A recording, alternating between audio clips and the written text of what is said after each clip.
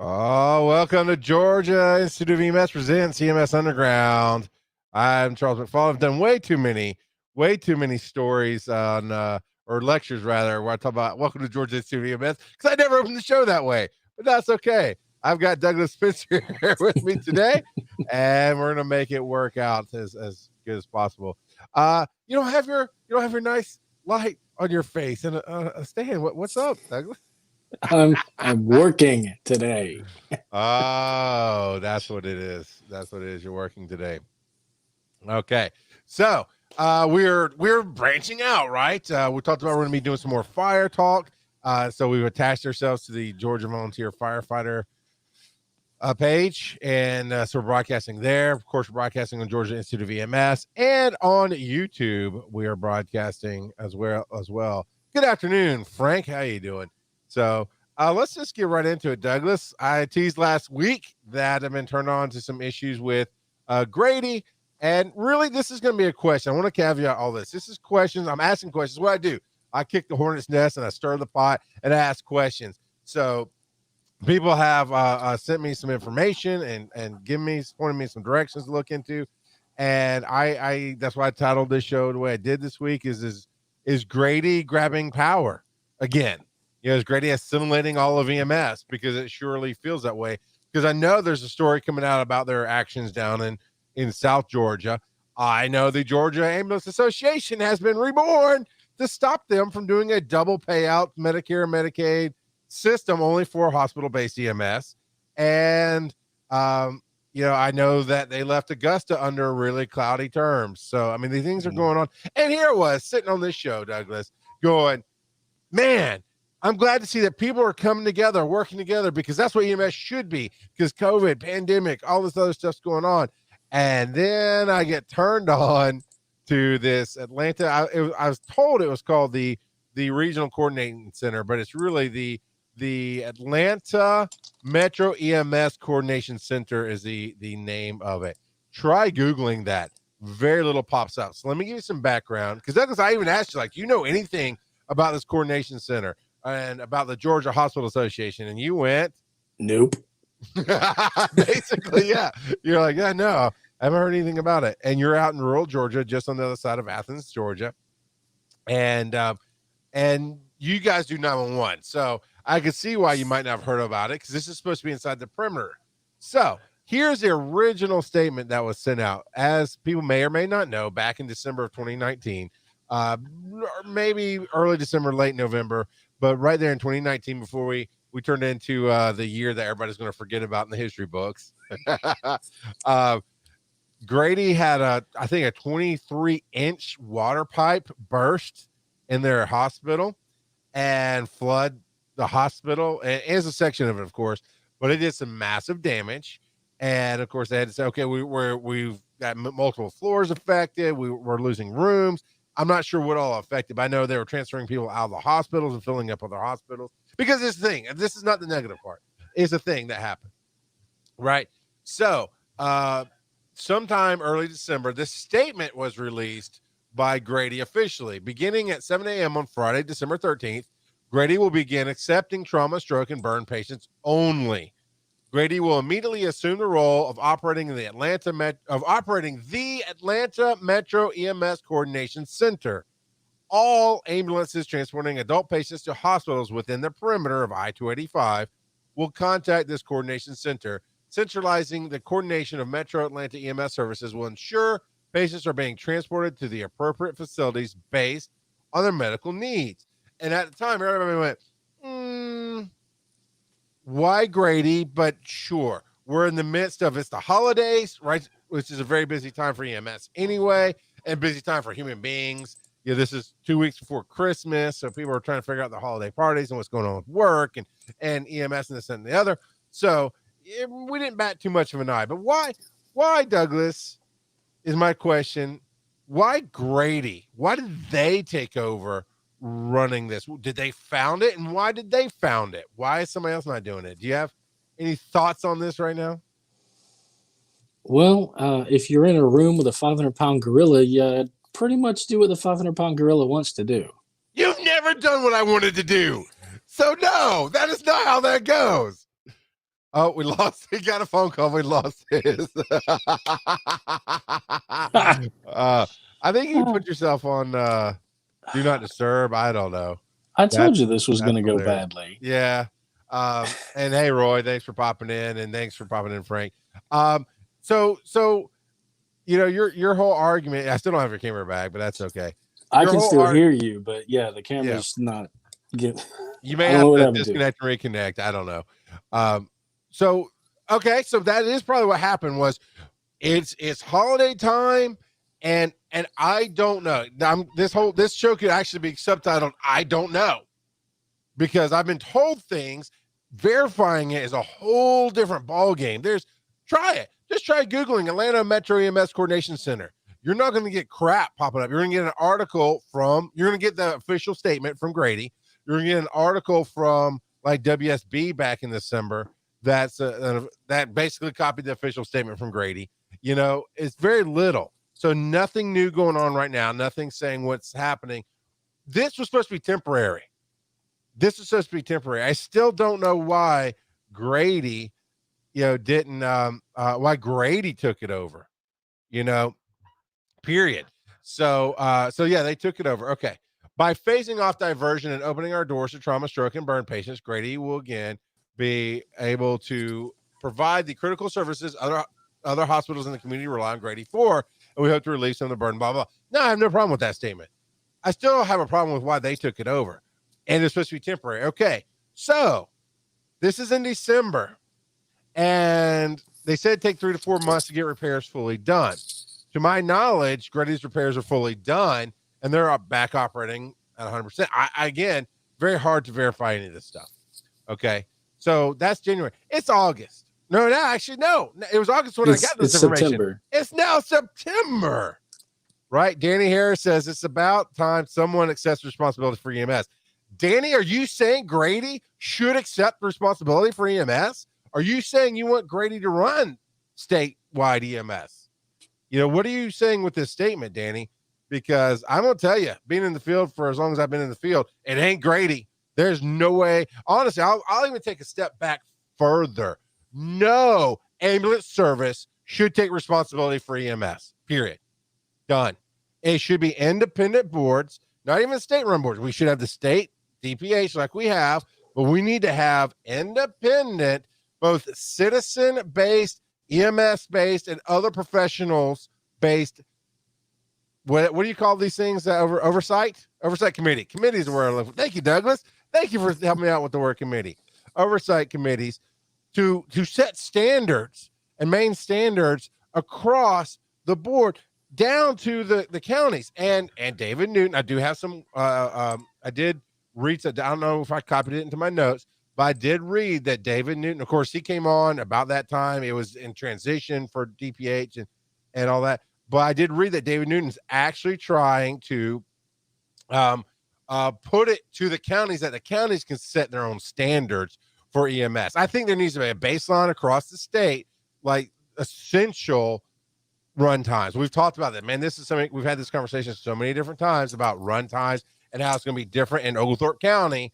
So Douglas, y'all are centrally based in Oglethorpe County, right? Right. Your longest one of your, hey Justin, hey Thomas, hey, yeah, I already talked about Danny and Roy. All right, Roy says hell no, Grady ain't all that. I honestly don't think any EMS service. I said that. So, but anyway, so you're centrally based. So you're out in Oglethorpe County. It's like a huge physical county, right? Yes. Some of our, from base to patient, some of our miles are 10, 15 miles. And some of those miles are in, you can't get there from here. So you gotta go. Right. So what is y'all's goal response time for 911 calls? There's a standard, I think 9 minutes is coming up. I'm not sure if that was something the state asked for. No. I'm gonna disprove this myth already. 9 minutes is the BS Quoddy Fingers national standard that your beloved fire people put out, who don't typically run the EMS trucks. Hang on. So our fire departments don't run 9 minute response times either. That's just something that came to us from the insurance services office. Now, And how then they got it when into I say your beloved fire, I mean your IAFCC, whatever, it's whatever. it's an Yeah. NFPA and an ISO 9 minute thing. Is supposed to be the best that you can do. 9 minutes, 90% of the time, or something like that. And And so okay, you gotta do 9 minutes and 90% of the time on certain calls. Now we're really nitty gritty now. So you see why this is a myth. It's a 9 minute myth. Period. End of story. And it really needs to come down to what's a good runtime for you on the truck. let me 10 to relate 15 this. minutes. Let me relate this to a conversation I had with a guy in a Metro Atlanta fire department, like one of the city of Atlanta downtown. The guy told me that in 7 minutes they went from sleeping in the bunk to spraying water. Now that's my words, so maybe it's a bit of an exaggeration, Sure, but sure, sure. his response times, 5 to 7 minutes, was what they were doing to get to a scene. And he asked me, what we were doing. I was like, it takes me 5 minutes to find my shoes. You're lucky. Well, okay. You're lucky. To caveat, this is a volunteer service as well that Douglas Yes. works with. I was really referring to your ambulance response times, but sorry. Well, So I want to get there.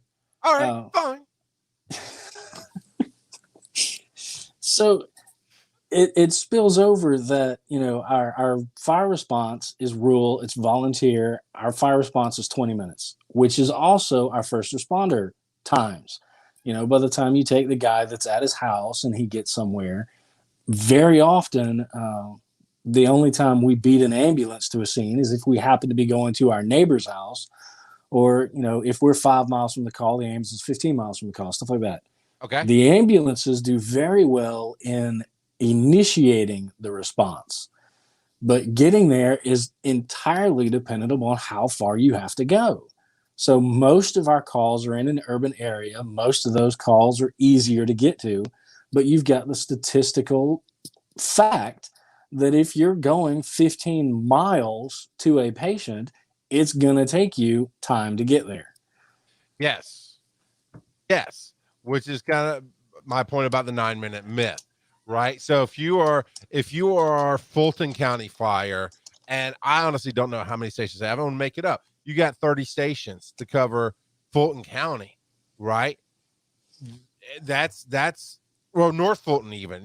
Fulton County, there's Fulton and there's South Fulton, but Fulton is the heart of Atlanta. That's what I'm trying to go with. Right? Or for you, Athens, right? Okay, you got Athens Right. County. Let's say they have 30 stations. Their response times are going to be a lot faster, because I know where one of the stations next to my parents' house, right? And they can get in their truck, full-time paid fire department can get in their truck and hit a dozen different apartment complexes with students, UGA students in them, within 2 to 3 minutes, 5 minutes. So their response times are on point, and they will beat the ambulance there because they have more stations out than the ambulances are out there. All right. So the National Fire Protection Association has this.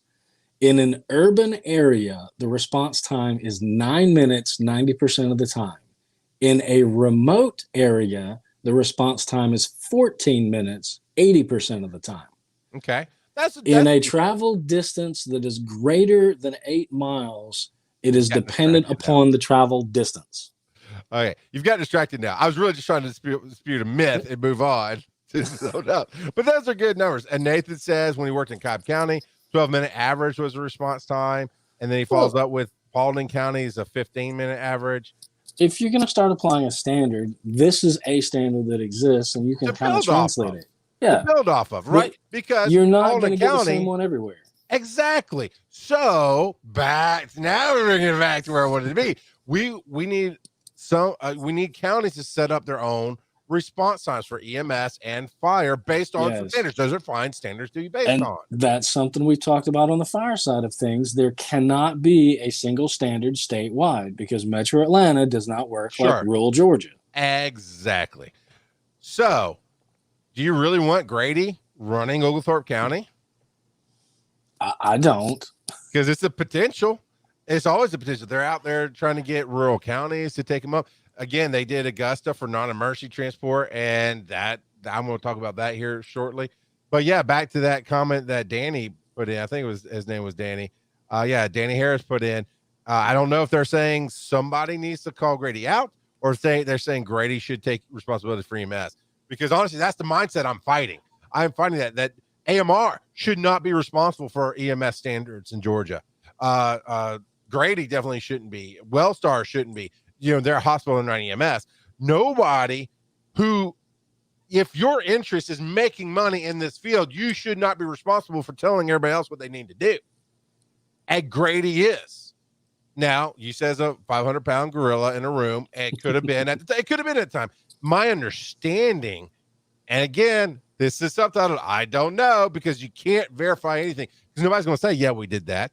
But my understanding is Grady, with this emergency, went around DPH, which is the Department of Health, that dictates what EMS does. They set all the regions, all this other stuff, if you're unfamiliar, and went to the governor. And the governor declared a state of emergency. And the state of Georgia gave Grady $1.2 million to, I guess, fund this or help with repairs. I don't know what they were giving the money for or where the money is going. But that's a thing. Okay, so Atlanta Metro EMS Coordination Center is still a thing today. I don't believe it should have been. I think it should have been temporary during the we can't take patients, but they're now taking walk-ins still. I believe they've upped how many different patients they can take. And here's why it was turned on to me. The word on the street is that still today, you inside of 285, you've got to call this center. And see how it was phrased? It's not just trauma patients. I thought it was just trauma patients. It's if you are transporting adult patients to hospitals within the perimeter, you've got to contact that center. So it's all transports from 911 inside of 285 going to a hospital inside of 285. Now on paper, Douglas, I see why this is good. Other states actually use coordination centers. I did immediately call my buddy on the helicopter and say, hey, are you seeing a trend where you're transporting more patients via helicopter to Grady than to Wellstar, which are the two level 1 trauma centers I know of off the top of my head? There could be more. I think there's one in Augusta, but I think in the Atlanta central area, there's just those two. And he said, no, from my personal anecdotal experience, it has been 50-50. But I do realize in that statistic, one, it is anecdotal. It's one guy I talked to on a helicopter who doesn't ride every shift. He rides every, I guess, third day. They do every 3 days or whatever with the helicopters. And then again, how much trauma calls come from the metro area versus the state of Georgia? And even then, Douglas, how many times do we fly a helicopter versus just ground pounding? So I realized that's really anecdotal data, but I did call and find out. Now I haven't been able to talk to anybody with EMS in 911 that wants to go on the record and talk about this within 285 area. I do have some friends trying to look into some data for me and get that. But when Grady was pushed on, now I got to try to keep my blood pressure down. Here's where my blood pressure gets really hot. I've been on this show for the last couple of months saying, man, it's nice to see that politics have kind of gone away for a hot minute, that when COVID hit and this pandemic hit and everybody had to be sent home and our medics are getting sick and some medics are ended up in the ICU, right? And some of them are just flu-like symptoms, isolated and come back, and that now everybody has to, mask up, hood up, gown up on all these calls. And we talked about, you and I talked about that directly about, what your volunteers are doing and how you're running less calls, so on and so forth. I thought it's nice to see that power grabs and politics seem to be going away. No, they didn't go away. They got hidden. Now, am I saying Grady's grabbing power? As a talking head who likes to say all kind of BS, this is my BS statement. Of course they are. Power begets power. They want more power.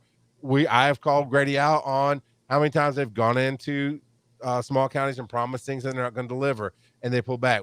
I was at the meetings where we called out Grady, and I actually went to Bill Compton himself and said, you want me to believe that these numbers in my hand, I forget what the exact statement was, but I was like, you want me to believe that this is your call volume all the time and nobody else could do that to the rural areas of South Fulton? He goes, yep, and then turned and walked away from me. That's as much of a statement he wanted to give me face to face in an EMS meeting, right?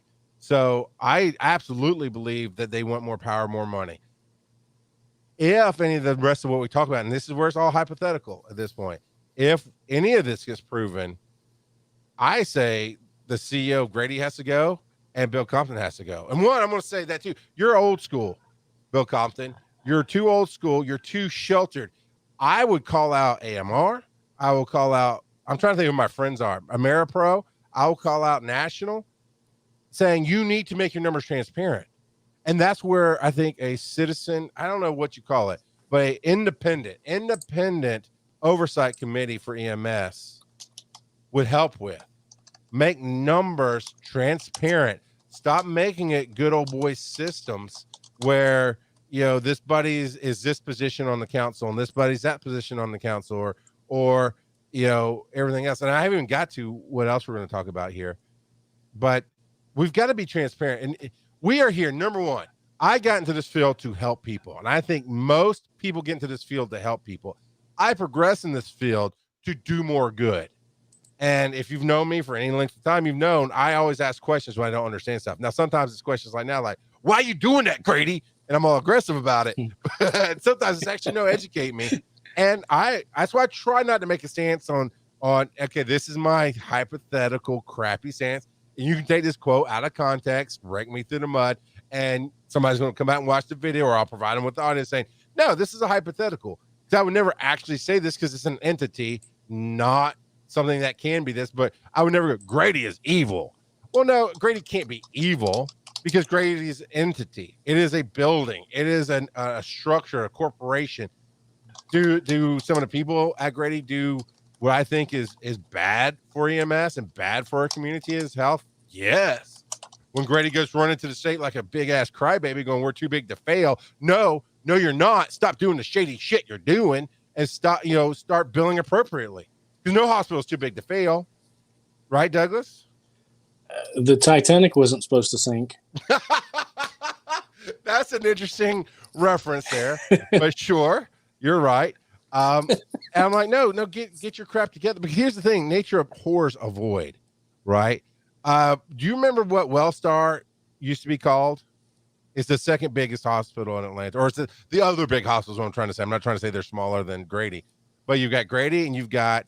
What's the other hospital in Atlanta you got, Douglas? I know you know this. Eggleston. Huh? Eggleston? Not for kids. Yes, okay, Grady and Eggleston's there for kids. I don't go to Atlanta. It was called Atlanta Medical Center. Before that, it was called Georgia Baptist. Before that, I believe it was a Catholic hospital. So they've been there around for a while, and 250 years. Grown and changed. I don't know. I didn't go that far. I'm just saying I know my basic history. At least you need to know that, man. Come on. But no, so Wellstar now is a private company that owns what used to be called Atlanta Medical. And again, before that, Georgia Baptist as a Baptist hospital. But things grow and change. My point is things grow and change. And if Grady were to fail, right, or close down some of their wings, right, because they can't afford to keep them open, well, other EMS companies would come in and run EMS in Fulton County. Spalding used to be AMI, is what at least the Pope is saying. Yeah, I mean, things grow and change. Hospitals close down. They go away. Especially in rural counties. What's Oglethorpe County Hospital called? Athens Regional, St. Mary's. A ditch. Exactly. Because not every county has a hospital, was my point with that question. So that gets me. So them taking over this, when they've been pushed, and apparently, and again, I do not have this data. If somebody could link the data to me or hand it to me legitimately, I would love to break it down, read it, and ask those questions bluntly. Based on this data, why is this happening? I would love to do that. I am not empowered to do that because I don't have this data in my hand. But apparently there's data out there that pages, not just like here's a printout, pages of data that's showing that Grady is slanting the transports to their hospital. Grady owns or runs, I guess I shouldn't say owns, runs this Atlanta Regional EMS Coordination Center. I probably said it wrong, but Atlanta Metro EMS Coordination Center. When you are a trauma 1 level center, people are going to come to you, period. Right? But you got two within a couple of blocks of each other. That's Wellstar and Grady are not that far from each other. It theoretically mostly should be 50-50-ish on specific calls. Stroke calls, burn. Well, I can't necessarily call out stroke and burn center because Grady could have a very specialized stroke center that Wellstar doesn't. I don't know. They could have a burn center that Wellstar doesn't. I don't know. But when you're talking about basic trauma, what I'm saying is all things being equal, it should roughly equate to 50-50-ish, right? Apparently, this data is showing that it is not. I would love to see that data. I would love this I would love, and this one I will take off the record. You want to, I'm gonna put it up right now. I'm gonna put up my email banner. Where's my email banner? There it is. You want to hit me up, Charles at GAIEMS.com, or you want to call Georgia Institute of EMS. I don't have that banner ready, but 678-561-2368. Or you can DM, the page here. We're on Facebook. You can DM us. I'll leave you off the record. I need some Grady medics. I need some Grady medics to say, or at least recently former Grady medics to say, hey, we've been directed to bring anything that has high acuity or penetrating trauma to Grady. Because what I am hearing reported to me is that stuff such as gunshot wounds that are on the other side of Wellstar, right? So basically further away from Grady than Wellstar, that the patient's unconscious, unresponsive, is being taken to Grady, and they're documenting patient request. Yeah, I know. And this is where an independent counsel would be going through these reports going, wait a minute, Wellstar has brought up a complaint. South Fulton Regional has brought up a complaint. Eggleston has brought up a complaint. Let us see your numbers. Okay, here's the data. Now, wait a minute. You documented unconscious, unresponsive. How is this patient request and not closest appropriate hospital? That's and here's why I want to separate it from DPH. One,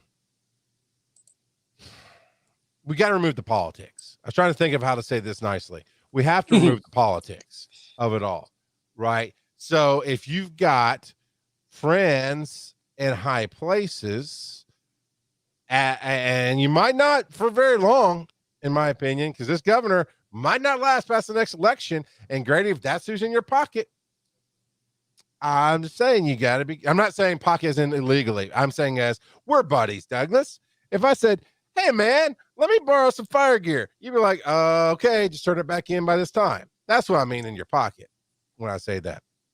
But when it comes to politics, and I'm not saying what happened with Grady was not an emergency, but all of a sudden, what happened in February, March? COVID emergency happens. Now all of a sudden this regional coordination center is still going. And when you push Grady for why does it seem like everything's being slanted? Why are some people saying they have data, even though I don't have it, saying that this is slanted? Their street medics need training is the quote that we get. Their medics just need more training. You mean not to listen to you to say, bring everything to Grady? Because that was the same quote that came up with South Fulton when you took over that, and all of a sudden South Fulton is screaming, not just me, not just other independent medics. South Fulton, people there are saying, hey, you're pulling ambulances up to Fulton County to cover your territories, and we're running short over here. Hey, all of a sudden, patients aren't going to South Fulton Regional Center, Southern Regional Medical Center, sorry. They're not going to Southern Regional Medical Center. They're going to Grady all the time. Oh, guess what, Douglas?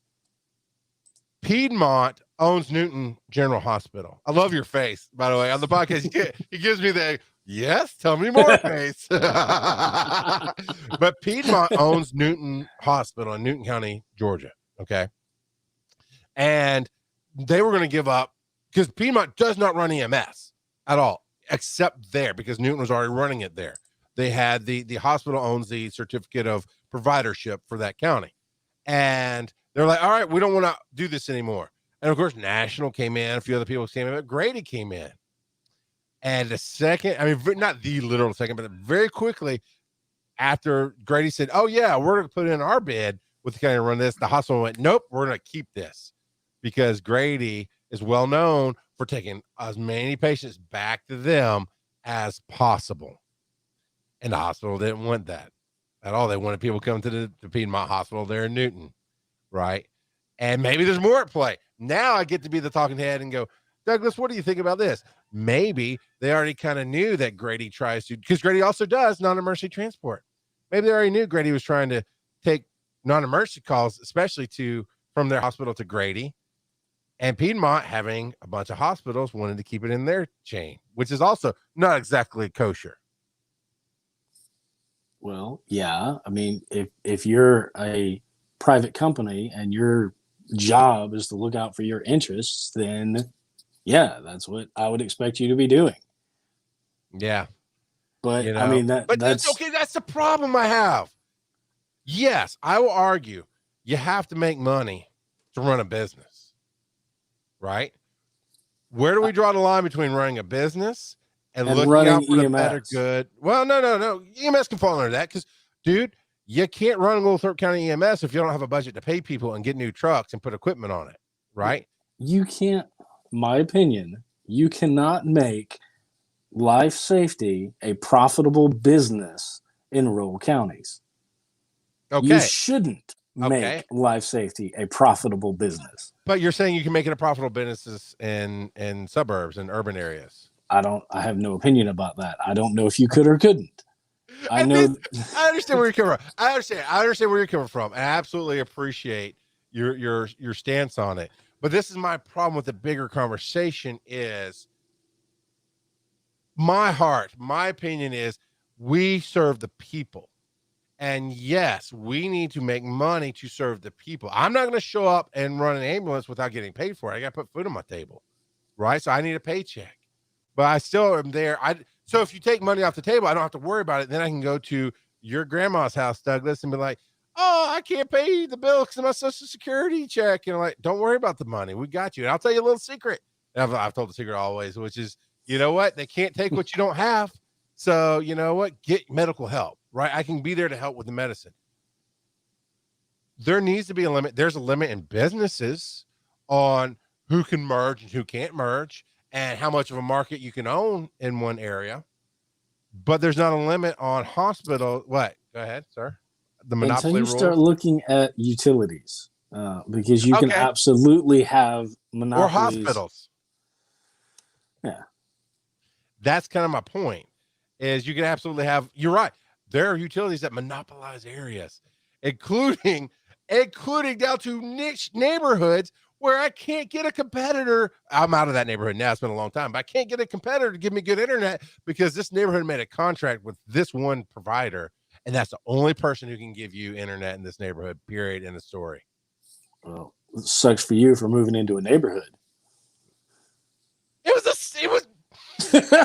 Okay, I'm sorry. What's your up and down, sir? Why do you have to leave your house to do this show, sir? Mr. Come to the Woods, sir. But yeah, Tom's saying what I was saying, including ambulance services. So there's no rules about that, right? So one ambulance service can literally monopolize most of Georgia. I'm not saying Grady's doing that because people are fighting them. They're stopping them. There's no way you could argue Grady EMS has a monopoly on the state of Georgia because you got National EMS having multiple counties. You got AMR having multiple counties. You've got independent services. You've got all kinds of stuff going on. Okay. However, nothing is stopping these hospitals from buying all these other hospitals. Piedmont has a slew of hospitals now. Grady has a slew of hospitals now. Emory, same thing. Problem is, those other hospitals don't run EMS. Grady does. Grady also. Now this is the question we're going to get to. But Grady also, so Grady has hospital-based interests, right? We got to keep our hospital open, and they run off of insurance. But they have special rules they can play by because they're hospital-based. They're hospital-based. They own EMS, which they have special rules they can try to play by because it's hospital-based EMS. They actually got stopped recently from trying to get past a rule. I think it's a rule, not a law, but a rule that there's this thing that hospitals can do that says, I forget the exact actual play out of it, but it says that hospitals can bill for this much and Medicare will pay it, but there's also a fund that will match it. So they're getting, because Medicare, we know, notoriously pays very, very little. Okay. They tried to pass a rule that said EMS will get that, right? If you go down there and you transport this patient and Medicare, Medicaid, or any insurance pays this part, but it costs you 50% more than that, there's a fund or something else that will match it. So it's a little bit breathable, right? Except the caveat to that rule was not your EMS, Douglas. It was not national EMS or AMR. It was only hospital-based EMS can get it, which is Grady, number one. I know Newton does it. They're hospital-based, so they might could get it. And I don't know. There might be some other hospital-based, but it's not the majority in Georgia for that. And that ruling got stopped because it's going to benefit one company. And Thomas put up what happened to capitalism. This is where capitalism goes wrong, flat out goes wrong. Because one, you're messing with a sector that is here to provide services for patients. End of story. Two, and I'm talking about a hospital all the way down to EMS, right? Two, you wouldn't put up with this from a fire department. Can you imagine a fire department going into another county and saying, we want to underbid your current fire department and we'll provide better service for less money? Well, that's not a thing. There's too many volunteer fire services, I think, to make that a solid analogy. But no, that's what I'm saying. I mean, but fire services won't go out and buy a mechanic shop. That's a commercial mechanic shop. A county-based fire service wouldn't buy a commercial-based mechanic shop to service their fire trucks and still service the public. That's a conflict of interest. What? Because Grady did it. Grady bought a mechanic service and ran all their analysts through it, and still we're charging the public for stuff. Grady's a private company. Funded by the government. You said a county entity. What? Is there such a thing as a private fire service in Georgia? In Georgia, I don't think so. There are private fire companies in the United States. So Justin Barrett says hospital-run EMS is governed under EMTALA rules as well, and that's something I need to look more into. But there's some governing. But my point is, Grady has been notorious. And I have to say the words notorious because nobody will come out and say, yep, this is what happened. Although there's about to be a story. Oh, there you go again. There's about to be a story coming out from the AJC in rural counties in Georgia where Grady came in and said, we'll do it for this money. And then turns around and holds them hostage. Essentially, I'm using those words, hostage, holds them hostage, saying, no, we're about to pull out of this county unless you double the budget because you lied about your call volume. I guarantee you the county did not lie about their call volume. Those are public knowledge records, sir. You can look those up. You know, there's a process to bid. Oop, wrong button. There's a process to bidding counties out, and there's no way. And so there's an actual AJC article coming out about how Grady's notorious for ringing it. And I've talked to medics in counties that have told me these stories that don't want to go on the record because they don't want to lose their job. I get you. I got you. I got your back. But they'll go in and bid, say, we're going to run 3 ambulances in your county for this little amount of money. Okay, done. We got you. You won the bid. And then after about 6 months, they pull one back. After about 8 months, they pull the second one back. So you're on the ground. You know you're running one truck all the time. But on paper, they show, well, we have this other truck ready, and we have this going. And that's transparency is needed. And I don't mean that BS transparency project that kept wanting to add craziness just to single out one company. I mean, honest to God transparency. All 911 response times should be public record immediately. There should be, if I wanted to build a website today that said 911 Georgia, and you could look up your county, I should be able to see within the last week what the run times were in your county on average and even specific areas. Break it down to, if you run something in Lexington, Douglas, with the ambulance, it's going to be 2, 3 minute, 5 minute response time, right? That's roughly where they're based. But if you run something, pick an edge of the county that's furthest away from you.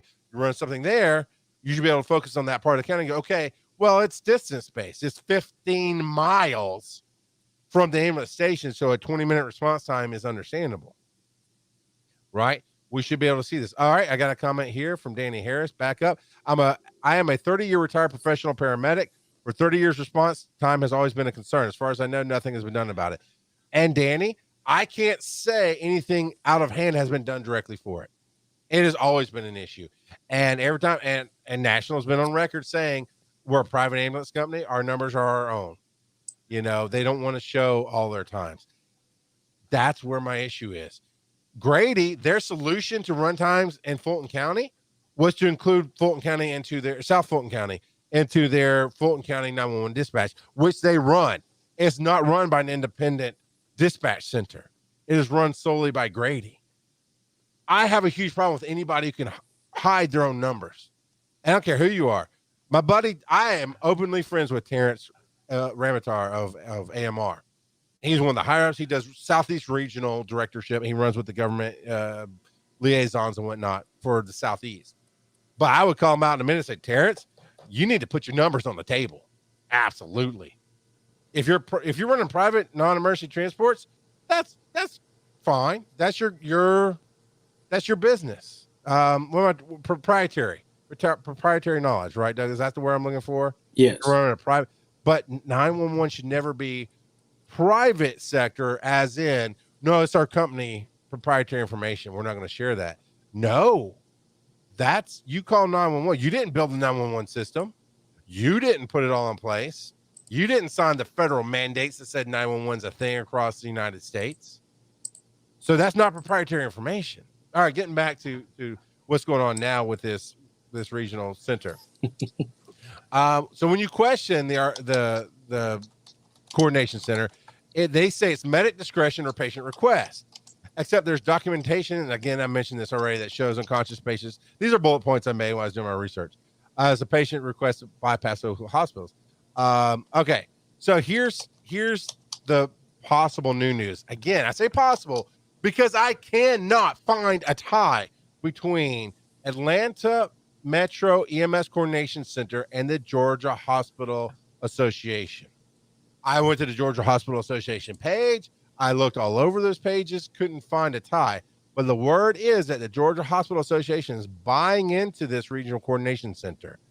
And then now theoretically, and I'm using these words to say, I don't know, prove me wrong. And I'm like, you know what? Here's the paperwork. I was wrong. The word was wrong. I understood it incorrectly. Or prove me right, going, hey, finally some documentation saying this is true. Now, why is this happening? Either way, I don't know until you show me otherwise. But what that means is if the Georgia Hospital Association is buying into and investing in and partnering with the coordination center, all non-emergency transports are now going through the center. Who do we say runs this center? Grady. Grady publicly runs this center. Grady does non-emergency transports. Grady has its own hospital, which benefits from having patients come here. So and Douglas, have you ever run? I know you've heard me tell my stories, but have you ever run non-emergency transports for any reason? No. The basic process was, I thought you did mostly, you came up through fire and volunteering and decided to get your EMT and kept that at home, which I understand. I, on the other hand, am an EMS whore and I've worked everybody everywhere for everything for as much money as I can get. But so I've worked non-emergency, and here's how it works in non-emergency EMS. When a hospital calls that service and says, and sometimes they have a contract with a service, right? There's nothing wrong with that.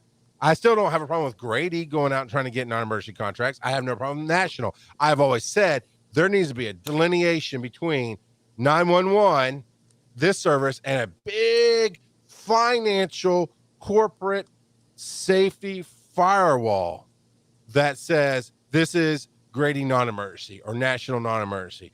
And while we can use some employees on either side, they are separate. That is my belief of how it should be run. Maybe you can come up with a better hybrid. But because the way it works now is the hospital call for the non-emergency transport or even emergency, but once that's at the hospital, it's a closed transport. It's not called 911, right? They'll say, okay, we got this patient going here. Here's their information and demographics. And they, okay, give us 5 minutes. They'll hang up the phone. They'll call the insurance company and verify they're going to get paid and say, hey, this is what we bill. What do you pay out for this kind of transport? And that insurance says, we will pay you X, Y, Z. And they're okay. And they'll come back and say, no, we can't take the call. You need to call somebody else. Or they'll say, yes, we'll take the call. But they know how much money they're going to make on that call immediately. Is it not a conflict of interest if Grady Hospital, who owns Grady EMS, who does non-emergency transports as well, runs this coordination center and all non-emergency and emergency transports are going through this call center? How is that not a conflict of interest? There's a website here I'm going to look up. This is where you can say something if you like. I was looking on gca.org. gha.org, Initiatives, Emergency Preparedness, and it says Regional Coordinating Hospital System. The Regional Coordinating Hospital System is an important component of Georgia's healthcare emergency preparedness program. Representatives from the 14 RCHs serve as a coalition coordinators to Georgia's regional healthcare coalition. Somebody just made up word salad. Yeah. Public health partners who serve as coalition facilitators work closely with the RCHs. Now, there's too many acronyms. This includes planning and conducting exercises, providing training, education, purchasing supplies and equipment, coordinating resources. The Specialty Coordinating Hospital, Children's Healthcare of Atlanta, helps facilitate for pediatric healthcare populations throughout Georgia. Here's a list of regional coordinating hospitals. Now, but that is different than the Atlanta Metro EMS Coordination Center.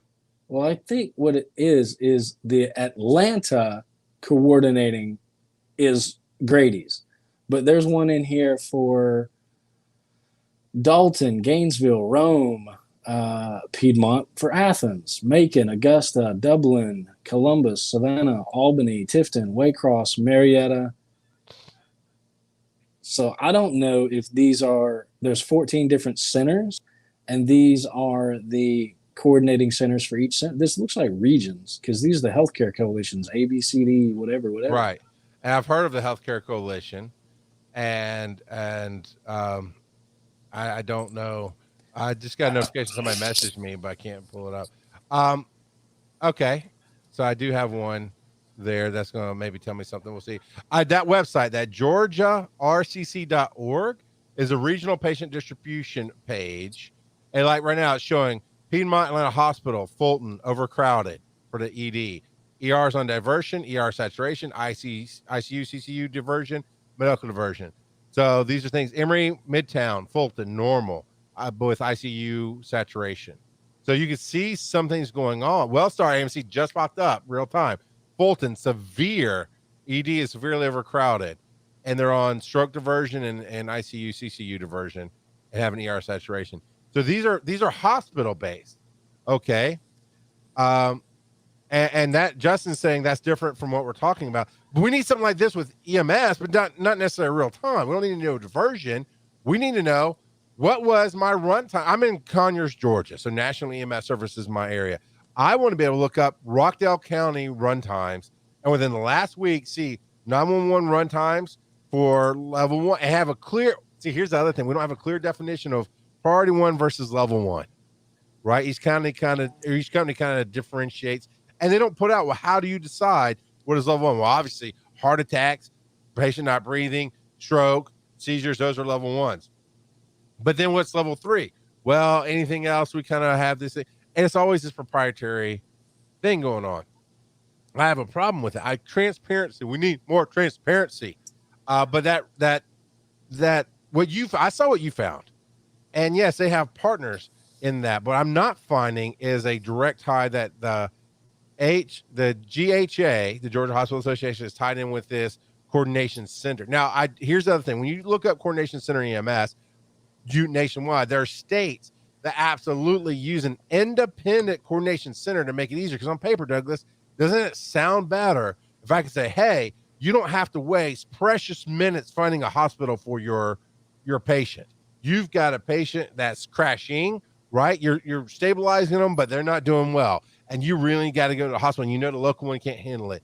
And you start calling, okay, I'm going to Grady. Well, I just wasted 5 minutes to find out Grady's on the version and saying, we can't take them here. So now I've got to call Wellstar, or I've got to call level 2 or level 3 or whatever. You know what I'm saying? I get on paper, it saves time, but there's a huge potential issue with conflict of interest.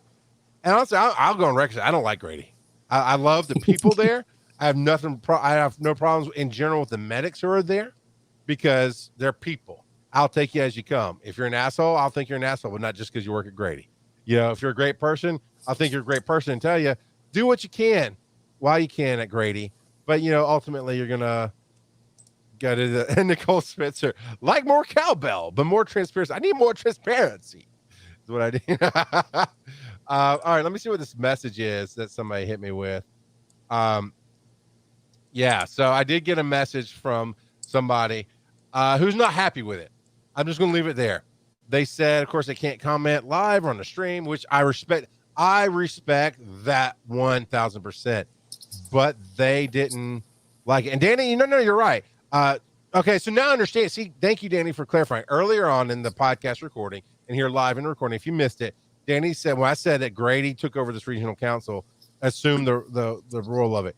He said, about time somebody needs to step up. He's been retired for 30 years. I don't know how much he's touched base with EMS or how involved he is.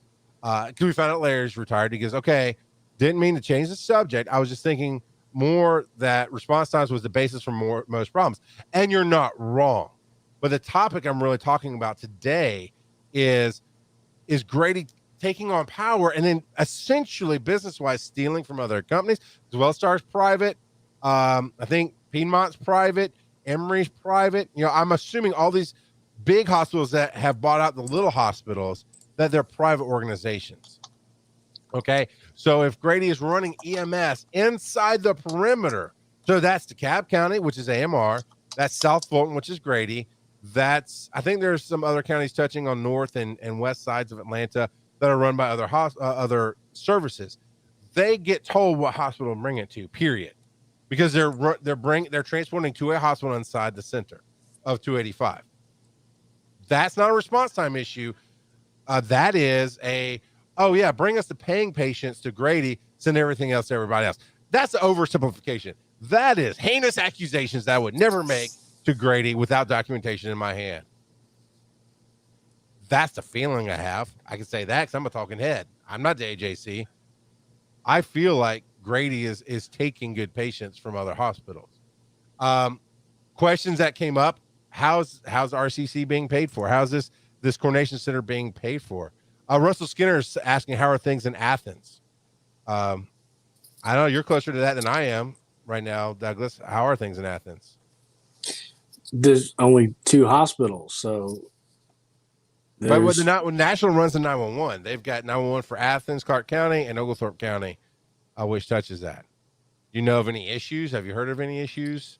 No. I know they've had issues with response times. I mean, we've talked about that. The Transparency Project came in, and I'm actually on decent terms with Benny Atkins now. We had a long history, but I actually talked to him face to face at the last DPH meeting we were able to have before COVID hit, and which is like back in October, November. And we shook hands, we talked things, and I'm going to have him on the show. Here's something I know about Athens that I didn't know until I saw one of his vans at the mechanic that I use. They have a home medic program. Did you know that, Douglas? No. See, Benny, you got to get on and talk more about this stuff, man. And Benny said he'd come on and talk about that. I was like, I want a good rapport with people because I'm going to call you out. Terrence knows if I have him on, I have something. I'm going to say, here's what I have. And Compton, you want to come on? You know what I don't have. I'm talking openly about what I don't have. And here's the questions I do have. Come on, talk to me about it. Chad Black, he was talking about Transparency Project and GEMSA, and I called him out on some of his stuff. I'm like, but this is why I feel like there's no transparency. We're on good terms, Chad and I. He was on the show. He took the hits. He answered as best he could. I didn't agree with some of his stuff. That's what a show is all about. But the public needs to hear these things. They need to see these. But yeah, so I went up to Benny. I was like, Benny, I didn't know you had this home nurse, home health care, basically trying to help with the 911 stuff that doesn't need 911, community programs. And that's about all I know about it. It's like, yeah, we've put out some press releases, this and that and the other. I'm like, yeah, the press, here's the difference. The press does not love EMS. Actually, the press doesn't care as long as you freaking read their headlines and click on their clickbait titles. They do not care about human beings. I'm going to tell you that now. And I'm a good friend with Emile Berard. I love her to death. Her job is to get you to read her paper. Now, I believe Emile has a heart for the community. But I think in general, the modern press needs you just to look at them. I don't. I've been doing this show with like 5 downloads for 2 years now. I'm just now getting people to look at this. I don't care about the views and the clicks. I care that you hear about this stuff because I want to cuss so bad. Because I still believe in why I got involved in EMS, which is to help people. And if we're hiding things from people, if we're doing things that they need to know about, We need to fix those things. We need to tear down these walls, Russia. Start fresh. I went all 1980s on you with Reagan. Mr. Gorbachev, tear down those walls. I don't know why. I went back to Reagan, but I did. But no, in all seriousness, I do believe we need to keep it in place until we have something new, but essentially trash the EMS system as it is. Throw it the F away and build it with new, modern thought processes and technology and firewalls so that, not that, Douglas, you know I'd never do this, but let's say I run my own EMS. This is Charles McFall EMS Company on my shirt. I'm like, hey, Douglas, I know y'all need some EMS help, and I know that you guys aren't really doing well. The county doesn't want to do the county's thing anymore.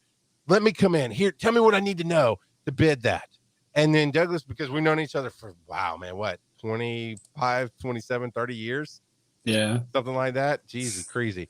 We've known each other a long time. And you're like, you know what? I know you, man. You're going to come in and you're going to help me take care of this county. And you and I are going to change things for the better. And so you tell me stuff I don't need to know that other companies don't get, and I win the bid. That still goes on today in counties with a lot of different companies. That I'm not singling any company out. That still happens. We got to get rid of that. We got to make the bid process go through an independent review council and just oversight. They don't have to make it public, because I get, Douglas, where you're company A and you have proprietary information, and I'm company B and I have my own proprietary information, and we don't need each other seeing each other's stuff, right? But if it goes to an independent council for oversight and they go, okay, we agree with you that these three are your top choices. You're an independent county. Now go pick what you want. That's perfect. You know, but when you get, I'm going to go back to South Fulton for a second, and I got to wrap this up because I got to go do stuff. But when you pick a company that way underbids a competitor, which is what Grady did in South Fulton, way underbid AMR, and said, we can do this in 9 minutes. And at the time, the standard was 13 to 14 minutes of what AMR was doing, up to 15, 20 minutes on rural stuff. And AMR said, okay, we can get it down to 12 minutes for this. By the way, Fulton County, South Fulton, does not pay for EMS at all. No stipend, no anything. It's you got to come in and you got to bill, and you've got to, I don't know where any extra money comes in, but my understanding is that county does not pay for EMS. So you've got to do it based on what you can transport out of there and what you can bill. And they said, okay, but we're going to have to get some money for 12. We can do 12 minutes. And Grady came in and said, we can do it for this less, or 9 minutes guaranteed. And the day they took over, for a year freaking later, 18 minutes was the best they could do. In rare cases, they got it down to 12, never down to 9. Not in the time that we were able to review the numbers before COVID hit. That's a problem. And somebody like me or you sitting on an independent council. So you're fire, I'm EMS, and we're going to have Joe Schmo, who has no background in medicine, who runs businesses, right, be on this council. We need a balance. And they're going to go, wait a minute. How come AMR can only say they're going to get down to 12? Why is this? And the county just takes, or I think actually DPH took it, which also has its own issues. I'll leave that one there for now. We have to ask these questions. We have to dig more into it. And I sent you some articles. We won't even get into them. But I mean, I was told, and I did look up Bill Compton. I put Bill Compton Hospital, and that'll get you more, because Bill Compton was a famous character vampire on True Blood. There's some other famous Bill Comptons out there. And if you put it Bill Compton EMS, it's mostly Grady stuff. But he left his job in Florida under very shady circumstances that are very similar to stuff that we're complaining about in Atlanta today. So I'm going to leave it at that. We got to ask the questions. This is why I do this. This is the only reason I do this, is because I give a damn about, we serve the public. And I'm gonna throw this to you, Douglas. Have I ever shut my mouth directly to somebody's face when they did something wrong? No. No, I'll call you out personally, professionally, in front of people. I'll shut things down. Next week, we're going to talk more about fire. What's something you might want to talk about with fire service stuff next week, Douglas? We never did get back to that volunteer council thing that we started with, did we? I That gotta that look can that play up. off of this. Yeah, Let's spitball because what councils would look like. that's on the fire side of things. Somebody trying to create a statewide standard. Okay, so on the fire side, we're getting people trying to do statewide standards, and yeah, let's spitball this. So we're gonna spit. What would independent councils look like on EMS and fire, and what are people trying to do now? What do we have in place? And let's talk about it. And please, again, let me put up these banners. You've got information to share. You don't want to be on the record. I really could use some people on the record. I'm not gonna lie, but again, I'm a talking head. You know, it's not like I can hold the story back. I'm going to throw out my opinions. These are just my opinions. You can't get me fired because it's an independent freaking internet show. Oh, okay. Facebook takes it down. Okay. Sorry, 20 viewers. Bye. You know, I'll start up something else. I'll still have my voice. I'll just come to your meetings and yell at you instead of doing it here. But hit me. Facebook.com/Georgia Institute of EMS is where we record this show on Wednesdays at 4 p.m. And of course, we'll let you know if we change that time and day. You can also see the archived videos or watch it live on youtube.com/EMS Underground. Is it EMS Underground? No, that's the wrong link. I think it's youtube.com/Georgia Institute of EMS. I messed that link up for that banner. But you can find the podcast, audio version podcast, anchor.fm/EMS Underground. And Tom had asked me to find a way for people to subscribe to the video. I still have forgotten how to do that. I mean to do that. So you can download the podcast. Of course, email me, charles@gaiems.com, and find this video. If all you want is fire-based information, of course, we're going to split the show as Douglas and I do, but facebook.com/VFFGA, Volunteer Firefighters of Georgia, is a Facebook page where this show will be going out, and you can see more interactions. You can interact more with Douglas, and hopefully we'll get more information out about the volunteer fire side of things. Hit me. I need your help. Obi-Wan Kenobi, you're my only hope. Come on. We've got to get rid of the old school, old style, good old boy thinking and put our individual needs to the side to serve the greater good. Well, that's socialism. No, that's medicine. Delayed beep there. That don't we put okay, I gotta go. I gotta do this. I'm getting blown up. Douglas, thank you for being here today. We as always, very much appreciate you being here. And you got anything else you want to promote or say or talk about before we get out of here? Not for today. Fair enough. Bring the heat next week, man. I'm tired of carrying you on my shoulders. You got to bring me something to yell about next week. Let's do this. This was your rave this week. It was, and there's so much more there. There's so much more there. Honestly, Grady, if you're being truthful and upright, then you should have no problem showing us your numbers and talking to us.